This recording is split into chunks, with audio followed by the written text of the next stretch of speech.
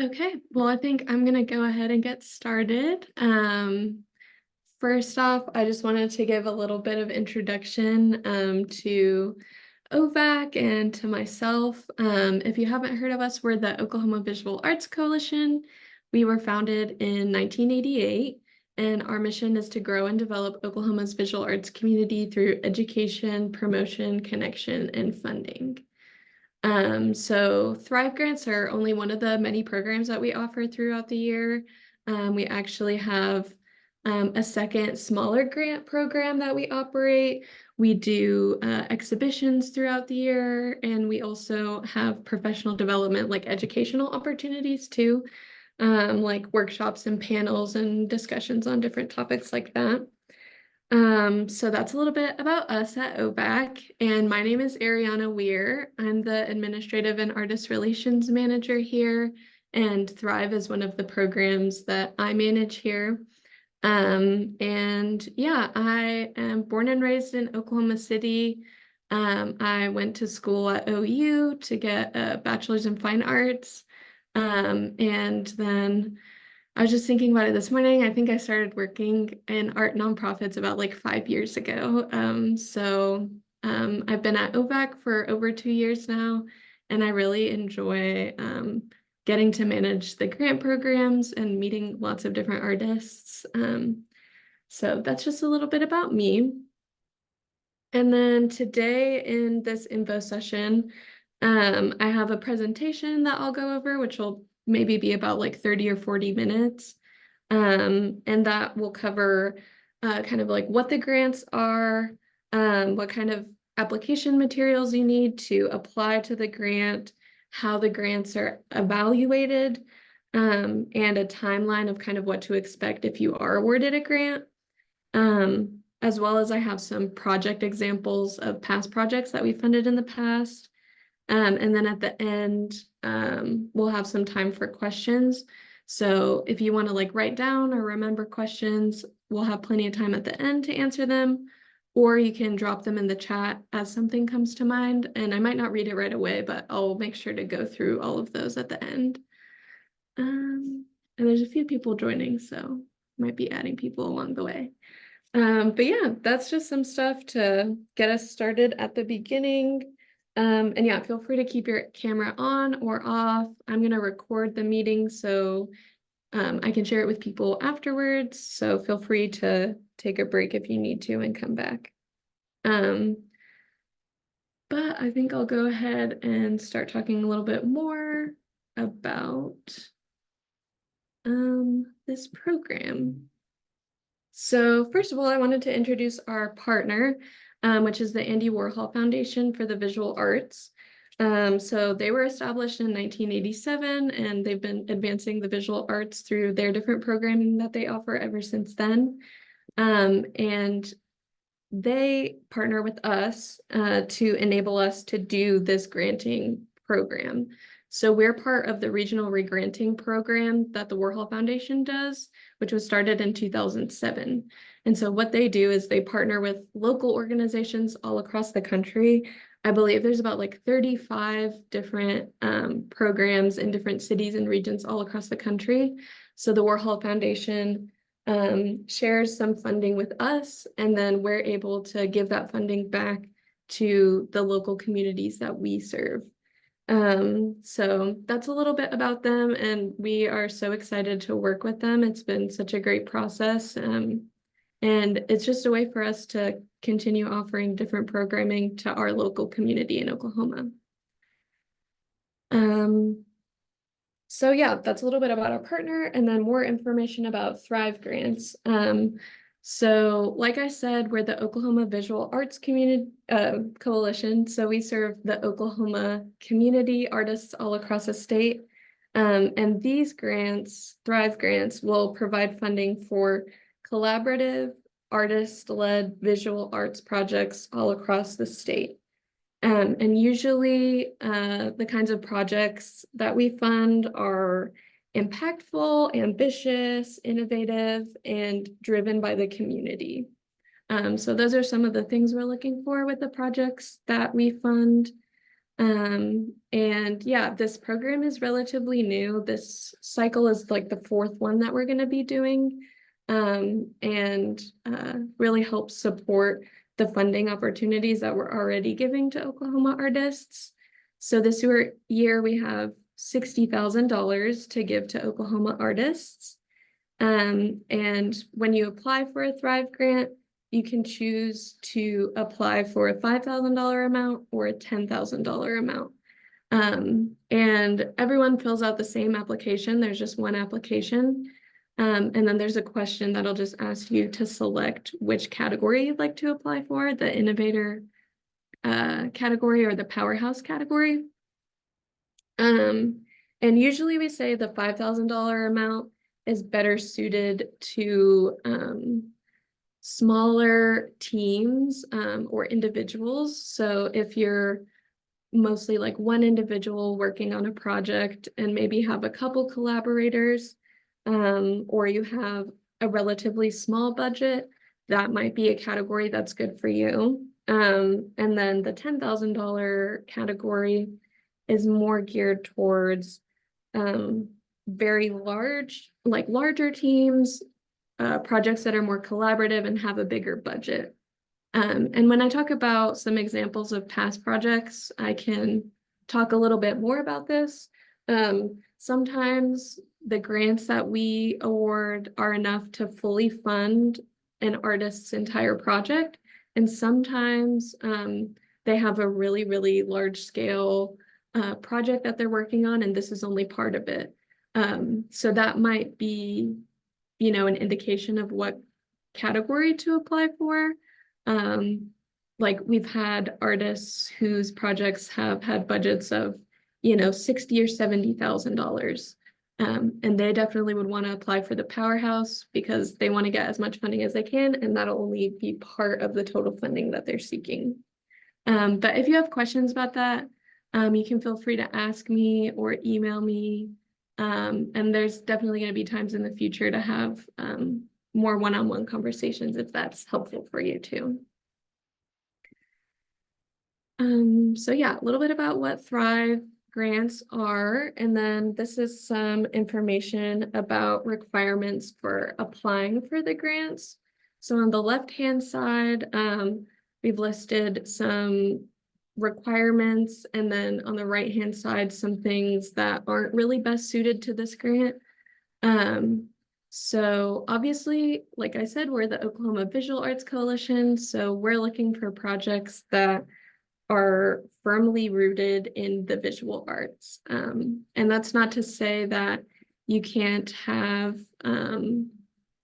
different artistic media involved in the project, but we want it to really, really have a central focus in visual arts.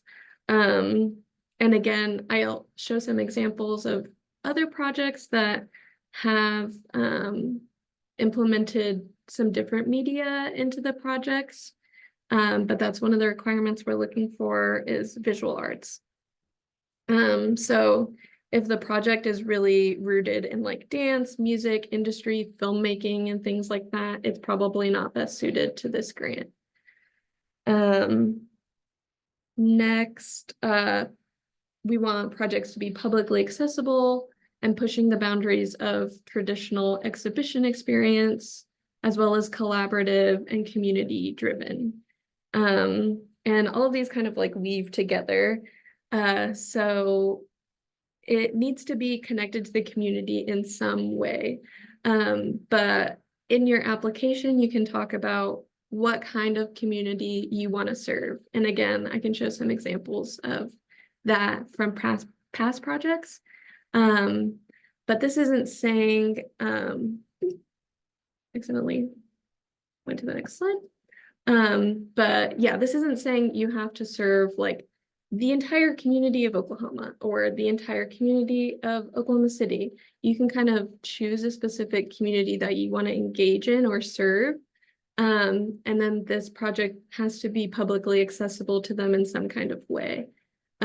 So I think really narrowing like what the themes are, what the goals of the project are, who you're trying to connect with, will also help figure out how to make this accessible to them, and what makes the most sense for community impact. And then the part that says, pushing the boundaries on traditional exhibition experience. I think exhibitions are a really common vehicle for,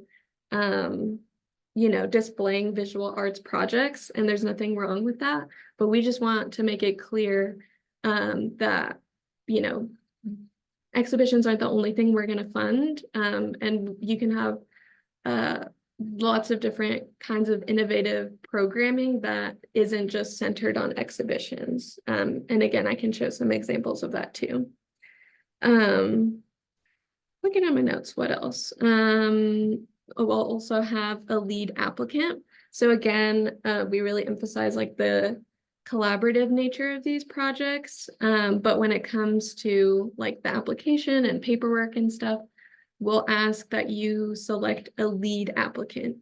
And this will be the person that, maybe they submit the grant application. They're definitely gonna be the ones signing paperwork, receiving the funds and managing that. And then I will be like the point person and contact point from OVAC. So whoever the lead applicant is, I'll be the one like communicating with them, for like updates, questions, or any kinds of things like that. And then, of course, we want to support events and programming that are based in Oklahoma, because again, that's just part of our mission, is serving artists and communities in Oklahoma. And like I said, with the Warhol Foundation, they operate these re-granting programs in different cities and states all across the country. So if you're wanting to do a project or collaborate with people in a different city and do programming there, or different states and cities across the country, that's totally fine. And it might be worth looking into the Warhol's re-granting program and see if there's, a program in a different state that you're wanting to do a project in or programming in. Because the point of this grant is really serving artists here. And that's what we're looking for. Then some things that are not suited to this grant, applicants that are 21 or younger, or if you're pursuing an MFA or BFA degree. Like I said, if you're a lead applicant, we definitely want you to be 21 or older. If you have younger collaborators in your group and like that help work on the project or program, that's totally fine. But we really want to support like adult independent artists. And these grants really aren't designed to fund like school projects and things like that. And so the person that is, signing paperwork, receiving this grant funding, and all kinds of things like that, we want them to be at least 21. Additionally, we don't fund nonprofits. Just because, we have a limited amount of funds that we can give to artists. And when you're a nonprofit, usually that kind of opens up a different door where you can apply for funding and grants that individuals aren't necessarily allowed to apply for. A lot of the times that's a stipulation, from like the National Endowments for the Arts or the Oklahoma Arts Council and things like that, who give grants specifically to organizations that individual artists aren't allowed to apply for. And so we're really seeking to fund individual artists and groups of individual artists and not other organizations. Additionally, if you're a grant recipient from last year, or say, one of you guys gets accepted for a grant, we ask everyone to wait at least a year before reapplying. And I can talk a little bit about that in the next couple slides. I have like a timeline that will kind of show the process of what to expect when you do receive a grant. And again, if you're the lead applicant or majority of collaborators are living outside of Oklahoma, that's not best suited to the grant, because we're wanting to serve Oklahoma artists. And again, maybe research on the Andy Warhol Foundation website and see if there is a grant in that state or area that might be better suited to funding your project. And also, yeah, if you are unable to finish your project in the granting period. I'll also talk about this more, but the granting period is about a year. I think it's like 11 months. And so if you are taking on a project that is really intensive and is going to span maybe like 3 to 5 years or something, that's not going to necessarily be best suited to this grant. We ask that all the projects resolve within a year. However, if you're able to kind of like condense a part of your really like long scale project into something you can accomplish in a year, that might be something that works better for this grant. And then you can like wait a little bit and then maybe apply for grants from us in the future. So that's just something to keep in mind also when applying. So those are the requirements. Next, we'll move on to application materials. Yeah, so these are a list of the materials that we're going to ask for in the application. And at OVAC, we accept all of our applications through Submittable, which is an online website. And it's a really great resource because you can make an account and then log in and, see what application you're working on, start typing up all of your responses and everything, and then you can save it and come back to it later. So, you can like work on this stuff in like a Google Doc and then copy and paste it into the application fields when you're ready, or you can just work directly in Submittable and save it and come back to it later. And that's really helpful. And then, yeah, kind of you can see like it in progress as, it's getting evaluated and all kinds of things. So that's really helpful. And I would really recommend, if you're really considering applying, definitely log in, create your Submittable account, look at the application and all the questions that it's going to ask. Because these are all the things we ask, but some of the questions have like word limits and things. So I would just recommend doing that as early as you can.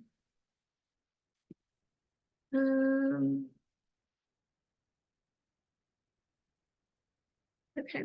And then, yeah, so some of the things we'll ask you to select a title for your project, a short project summary, a list of collaborators. So if you're applying as an individual, then you'll list like your bio. And then if you're applying with different collaborators, we'll ask you to list their bios. And then I think the project summary and then these two questions, the audience and community engagement question and the desired outcomes and importance of funding, are 3 of the really important questions that are more kind of like narrative based, when you can really write about what the project is, who you're engaging with, what the outcomes of the project are. So those are really important questions. And then as well, we also ask for more of the commonplace things like a timeline of how you're going to complete the project over the course of the year, a budget for all of the supplies and payments and different kinds of things, a CV or artist resume, an artist statement, and then relevant images and supporting images. So those will be, maybe if you've done projects similar to the kind of project you're applying with for this application, you could show images of things you've done in the past. If you have mock-ups or sketches of what you think your project will look like when it comes to completion, or any kind of images that you have already made and documentation you have already for whatever kind of project you're working on, definitely submit those. And again, I can kind of talk with, people individually if that's something that's helpful to figure out what exactly kinds of relevant images might be important to submit in your application. So yeah, that's a little bit about the application. Next, we will talk about the scoring matrix. And I'll talk a little bit kind of about how the applications are evaluated and how grantees are chosen. So this is a scoring matrix, and this and a link to the application are both on our website. So if you go to our website to the Thrive page, this is on there. I think it's in a PDF format, so you should be able to screenshot it or download it or whatever is useful for you if you'd like to reference back to this, which I would definitely recommend. Because yeah, this is how we're going to evaluate all of the applications. And how we do that is we utilize a committee for this grant program and the second grant program that we operate at OVAC. And usually the committee changes every year with different people. So they will be the ones that will read over all the applications, score every application according to these criteria. And then after having the chance to do all of that, we'll have a meeting and they'll decide who the grantees will be for this next cycle. And yeah, that's great. I love working with our committees and they're really helpful, especially to just get different perspectives and people working in different media, different, I don't know, different kind of like roles, and get different perspectives on the people that are applying. So, you know, I am happy to answer all kinds of questions, and I will like be a point person during applications, during the grant period, like throughout everything, but I will ultimately not be the one that selects the artists. And I think that's kind of a good thing because, you know, it's not just one person selecting who the grantees are going to be. It's a committee of people that changes every year. And yeah, really helps, like I said, get us diversity of perspective and input. So yeah, and you can see the criteria that they're looking for are career altering potential, artistic merit of the project's community impact, and the ability to complete the project. So most of these are just going to be evaluated by the responses that you include in the application. So the ability to complete the project, a lot of that will be evaluated kind of by like, you know, your timeline, your budget, and just like how well researched your proposal is. Because if it seems like, oh, this is way too much work that is not going to be able to be completed in a year, or you know, this project is going to be way more expensive maybe than this artist realizes, and we're worried that they might not be able to complete it with the amount of funding that they're planning on receiving. Things like that. Community impact, again, that'll kind of, you'll kind of talk about this in the application regarding what kind of community you're serving and what kind of outcomes you're wanting to see. And then career altering potential, that's a good one to be aware of because I don't think we have like an explicit question that really dives into that. But that might be something, you know, the committee's looking at your artist resume or CV, or your artist statement to kind of see how this project fits into things that you've done in the past, and things like that. And then on the right-hand side, this is like the second page of the matrix, which has some priority consideration categories. So these are just kind of stating that your project will get extra points if you meet any of these criteria, which are if your project serves an underrepresented region of Oklahoma. So this is serving a region outside of Oklahoma City or Tulsa. You know, maybe like a more rural or smaller area that might not have as much access to this kind of like artistic programming. And then if your project, like you or your collaborators, identify as Native or people of color, and then as well as if you have outstanding collaboration, you know, between like artists, local organizations. We've had people partner with all different kinds of places like galleries, libraries, community centers, all kinds of things. And yeah, it just goes into the collaboration in the community engagement aspect. So yeah, those are just the kinds of projects that we're wanting to really support. So if your project meets any of those, then you'll just get a couple extra points in the evaluation. Yeah, see if there's anything else I wanted to mention. Oh yeah, and then like I was talking about with the committee that we utilize to make the decisions, usually they're composed of local artists and arts administrators.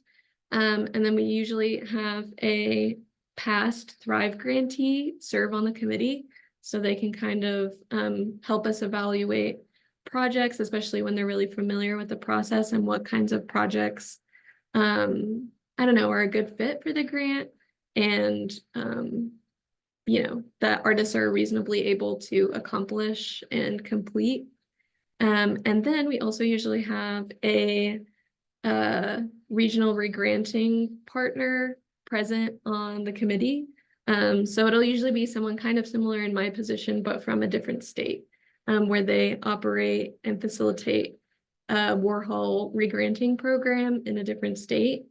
And that's really unique because, again, it's like they're in a similar situation as us, but just in a different state and are familiar with these kinds of like community engaged projects and visual arts projects and things like that. So those are usually the people that we have help us decide on our grantees. And this is a timeline of what to expect if you are selected to be a grantee. Yeah, like it says, applications will open, well, they opened on April 1st. They will close on June 1st. We're having this info session right now, and then the next opportunity to get some help or insight, if you find that helpful, would be office hours on May 13th through 17th. So those will be with me, and it'll just be an opportunity to kind of have more one-on-one time where I can read over an application and send you some notes, or we could also set up like a Zoom meeting, so we can kind of talk more individually about you know, questions you might have, making sure all of the questions are being answered. And if I see anything that, you know, just might need like a little bit extra work or take your application to the next level, I can help point those things out before you submit your application on June 1st. So yeah, the applications close on June 1st, and then in between June 1st and July 31st will be the time when like our committee's reading all of these applications. I also go through and read all of them and make sure that everything is in place, everyone meets all the eligibility requirements, and then I will notify all of the applicants of our decisions by July 31st. And then this is what I was talking about earlier, which is the grant funding period. So if you are awarded a grant, the grant funding period starts in August of this year, 2024, and then will end in June 2025. So basically, your project just needs to be completed at some point before the end of June 2025. So some people, you know, complete it within 6 months, and some people work on it, you know, every like chance that they get up until the end of June. And that's really up to you and the timeline that works best for you. And then usually we distribute the funds of the grant in 3 different installments. So I think the cycle that we're currently in, we distributed 50% at the beginning, and then 25% towards the middle, and then the last installment will be at the end, another 25% at the end. So we try to distribute the bulk of the funds at the beginning, so you have that like lump sum to get your supplies, get everything rolling for your project. And then throughout the year, there will just be like periodic check-ins with me. And in the past, we've also had a Thrive mentor, which is something that we're looking forward to hopefully bringing back this year, which is great. Which will most likely be a past Thrive grantee. And it's just a great way to have, you know, me as well as another person who, you know, doesn't actually work for OVAC really and has experience going through this process before in similar, you know, grant processes to talk to. And, you know, just to like ask questions to, ask for pointers, you know, just like any kind of way that we can support you. And yeah, like I said, I'll be involved throughout the whole thing since this is one of the programs that I manage working at OVAC. So I'm happy to answer questions about applications, read through your applications. I will notify artists who are selected or not, and then I'll periodically check in with you as you're working on your project to answer questions and just kind of like help support you in any way that I can. Yeah, I think that's it for that slide. And then next, I'm going to talk about some past projects that we funded, and then one additional resource that I wanted to make you all aware of. And then we'll have some time for questions. So these are some of the recipients we have awarded in the past. This is Warren Realwriter. His project was the Native Sound Summit. And he was awarded in summer of last year, 2023. And his project is an example of one that's already completed. His completed the end of 2023. And yeah, his was great. The media that he was really focusing on were visual arts as well as sound in different formats. So that's an example of a project that was still rooted in visual arts, but also incorporated different media. So he brought in, you know, visual artists. Like I remember one was Nicole Emmons, who screened a really amazing like short film during the summit.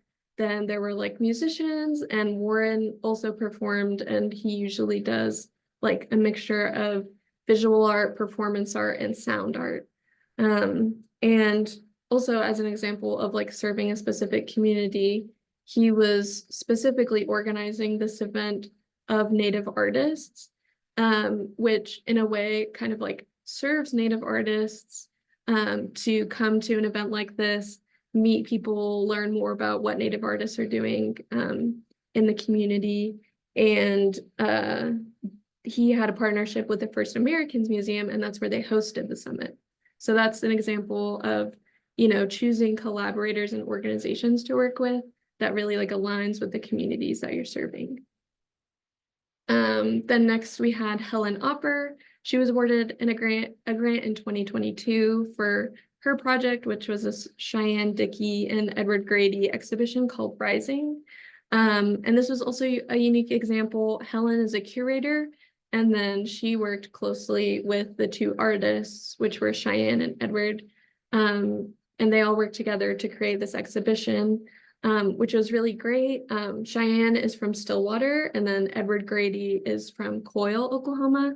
So they're from a similar area, and the exhibition really focused on, especially Cheyenne's work focuses on like family history and how it's kind of like tied to place. And they showed the exhibition at the Medela Gallery in Stillwater. So another example of, you know, how like the themes and like the themes of the exhibition and project are reflected in, you know, what communities are engaging and the organizations that they're partnering with. Next, we had Caitlin Noel Nick. Her project was the Art Friends Open Door series, and this was a week-long program, and every day there would be an artist talk on different subjects that were designed to benefit visual artists. And again, this is a great example. The community that she was really serving was visual artists, and all of her collaborators were also visual artists. So it was like resources provided by artists for artists. And this was an example, the way that she made her series accessible was through digital and like virtual programming. So every day there would be a talk and it would be on Zoom. So people could tune into it from wherever they were. And that's a way of, making your programming accessible to people. It doesn't have to be a huge public event. It can be accessible in other ways that are like digitally or remotely available. And that's a great way that, you can serve the community that you're trying to reach. And it might even have a broader reach being virtual or digital or online. And then 3 more projects that we funded in the past.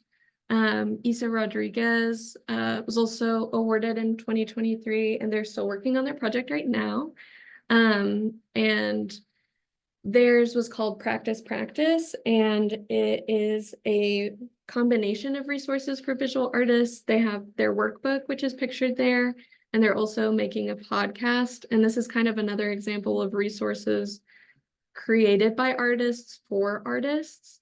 And it's really about, how to have like a healthy artistic practice and continue creating work. And, it's tied also into like the visual aspect since they designed this whole workbook. And yeah, are serving the visual arts community through the resources that they're producing, as well as engaging them in the project itself, since their podcast is also talking about like, having a healthy and balanced artistic practice, and they're interviewing visual artists to kind of like hear their stories and, just like advice and life lessons and things like that. So that's still in the works, and I'm really excited to see how that turns out. And then Shelley Goodmanson, I believe was awarded in 2021. Her project was Faces of Our Community, and keep accidentally scrolling. The community that she was serving was a community that she was from, which is Cashin, Oklahoma, and her project was that she led various ceramic workshops throughout the year at like community centers and schools, and everyone was able to like participate. And then at the end there was a exhibition where the community was invited, and all the people that participated and made these ceramic creations, they were all displayed, and then the community got to gather. And it was just a really wholesome event for like community engagement and bringing the community together for like a shared project. And then last but not least, we had Virginia Seitz's project, the Sunny Days Mural Festival. This one was also a really interesting one. This was funded in 2021 as well. And this is a great example of like, we funded this project at the very beginning, and now Virginia and the Sunny Days Festival have transitioned to a 501c3 nonprofit.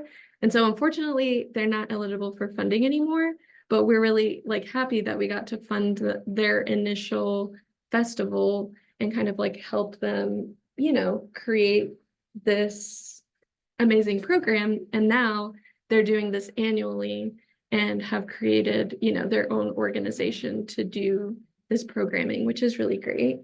And so this is another example. The program isn't just like an exhibition, it was a mural festival. So they had dozens of artists. The first year it was in the Britton district, like North Oklahoma City, take over this area, paint a ton of beautiful murals.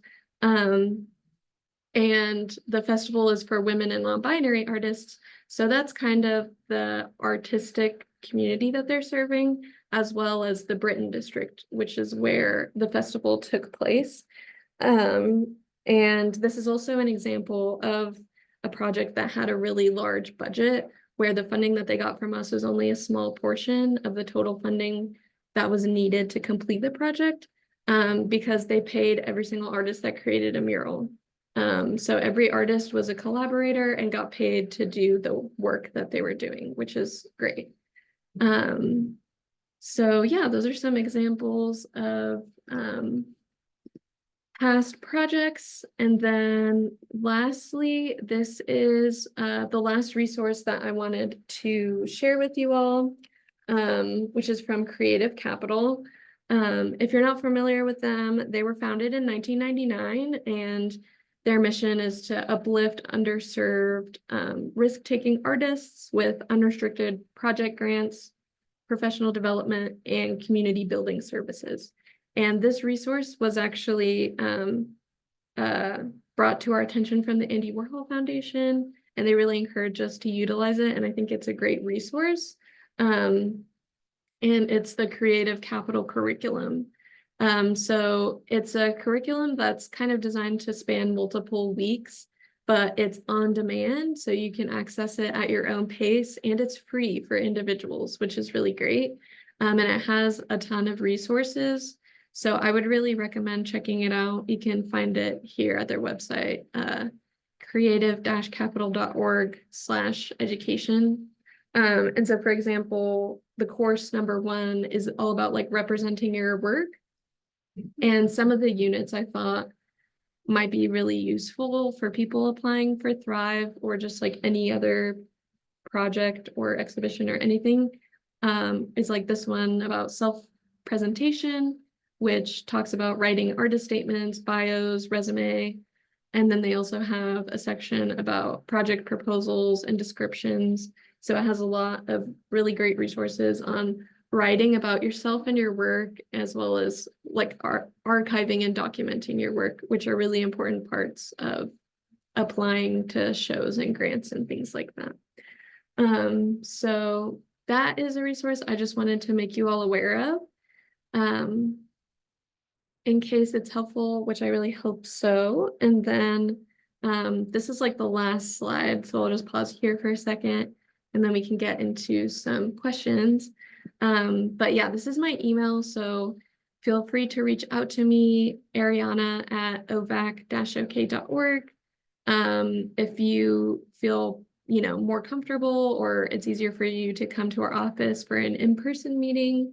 Our office is located in Oklahoma City, but I'm also available for like Zoom meetings, or we could do a phone call or anything that would be helpful. And then you can see all the information about Thrive grants at our website, which is just ovac-ok.org/Thrive grants. It has the scoring matrix, a budget template,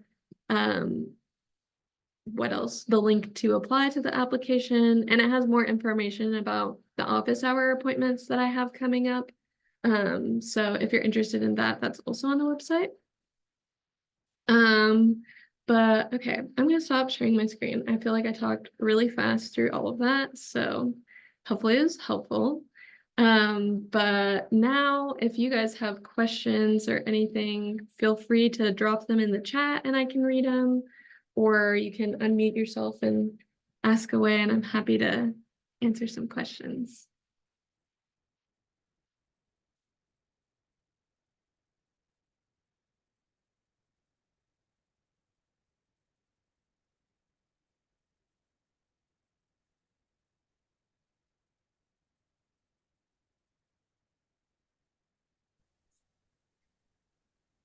Hi, Ariana.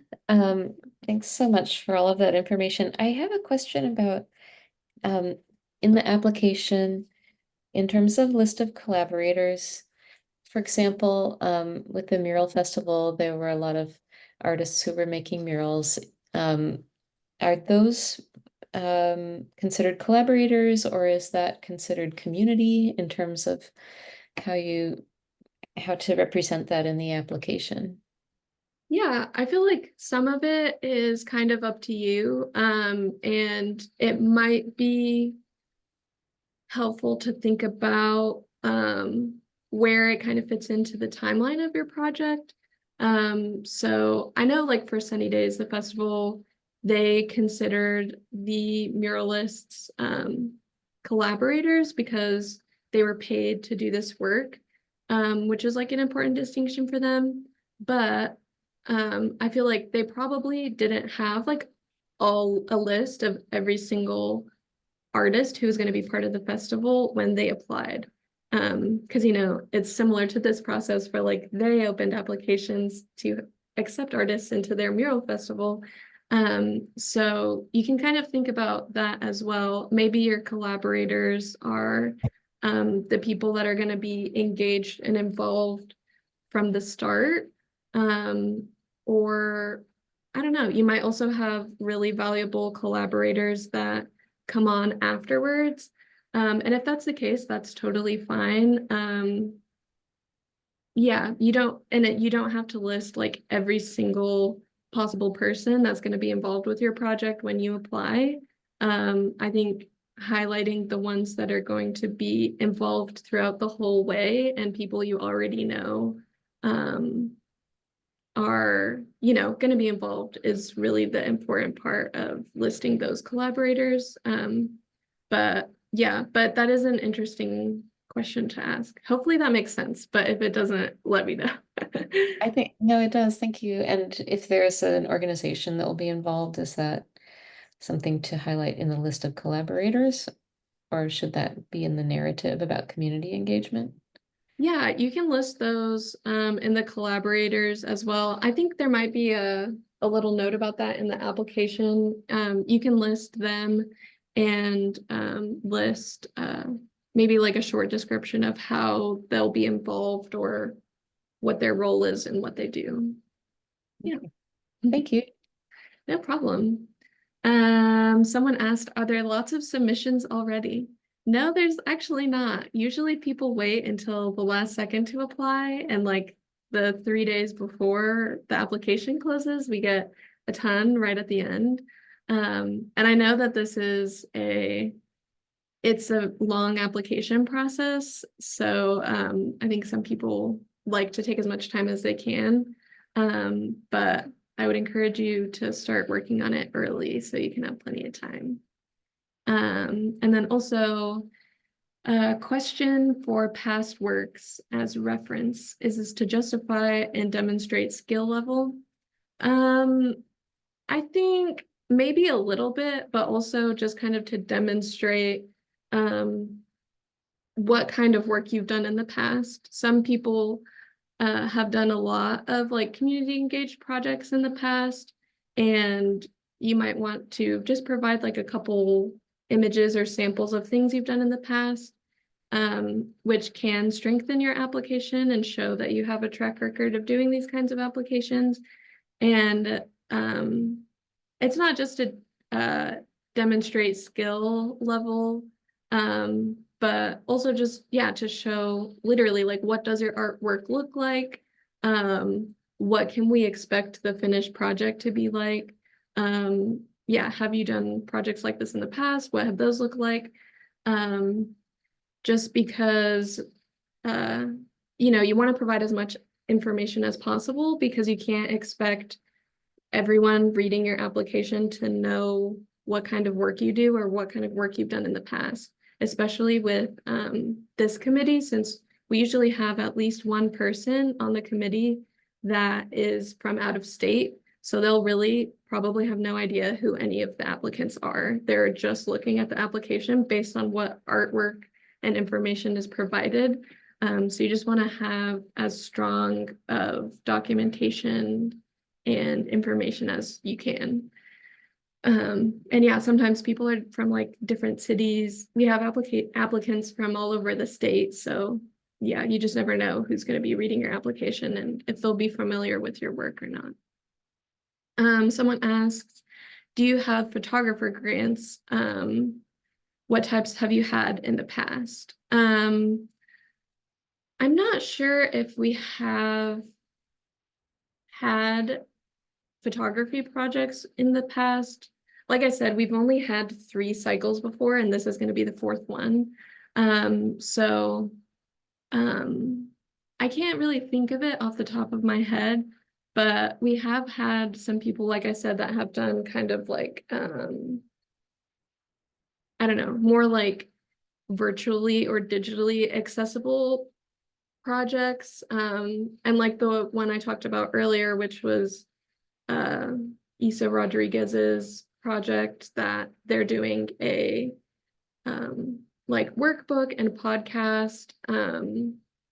You know, it can be alternative media. It doesn't just have to be like painting or sculpture or something. We're totally open to having photographers apply. You know, as long as it's engaging community somehow. I mean, we're very open to the visual art media that people apply with. So I would definitely, yeah, still encourage you to apply. And if you have more specific questions about applying, feel free to email me and I might be able to answer it a little bit more specifically. But yeah, what more questions do we have? Any more?